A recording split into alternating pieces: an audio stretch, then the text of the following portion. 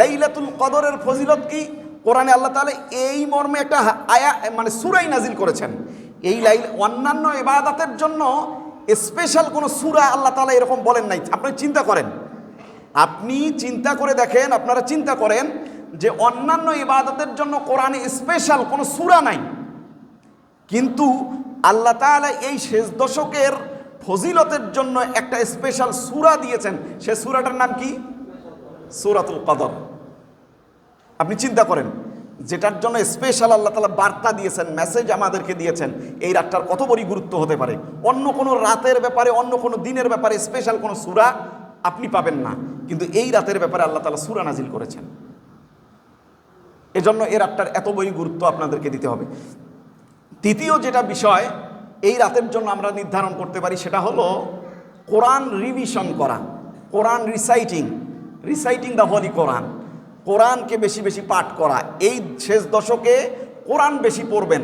যারা কোরআন পড়তে পারেন তারা অর্থ দেখবেন, শানী নুজুল দেখবেন, এর ব্যাখ্যা বিশ্লেষণগুলো একটু দেখার চেষ্টা করবেন।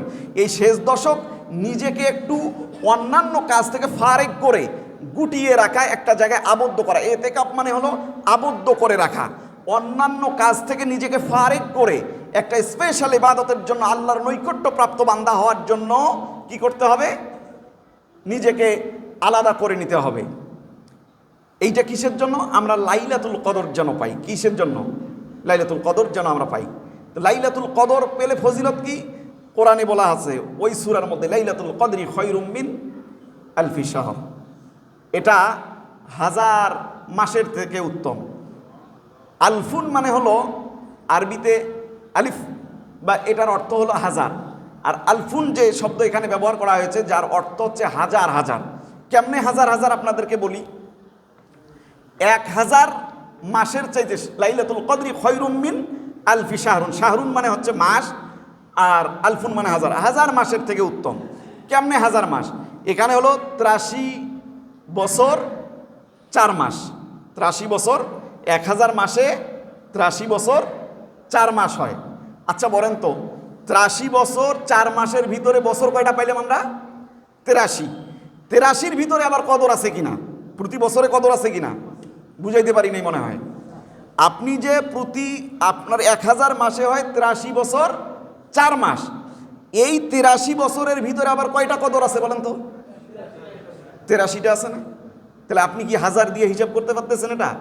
তাহলে লাইলাতুল কদরি খায়রুম মিন আলফি শাহর, হাজার হাজার মাসের থেকে উত্তম। সুবহানাল্লাহ। এই শেষ দশকে আমরা এমনভাবে প্রস্তুতি নেই, তেলাওয়াত করব বেশি, নামাজ পড়ব বেশি, ঘুমাবো কম, আর দোয়া করব বেশি। আমল পাইছেন?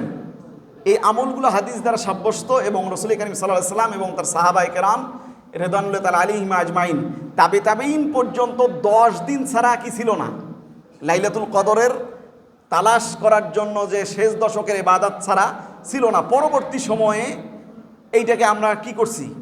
কাটছাট করছি। রাসূল কারীম সাল্লাল্লাহু আলাইহি ওয়াসাল্লাম 10 দিনের বেশি শেষ দশক ব্যতীত ইতিকাফ করতেন না। তার স্ত্রীরা শেষ দশক ব্যতীত ইতিকাফ করতেন না।